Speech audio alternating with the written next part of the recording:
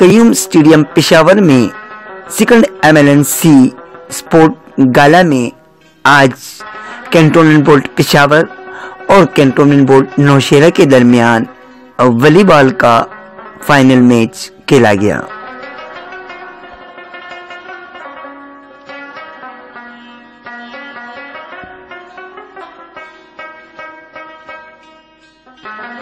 Volleyball के इस match को देखने के लिए कई स्टेडियम में दोनों टीमों के सपोर्टर्स मौजूद थे।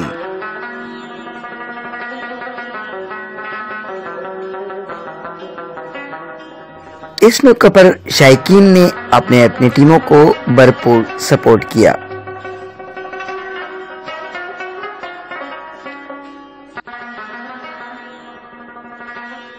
वॉलीबॉल के इस मैच में कैंटोनमेंट बोर्ड नौशेरा ने कैंटोनमेंट बोर्ड पेशावर को 25-11 और 25-14 से शिकस्त देकर मैच अपने नाम कर लिया।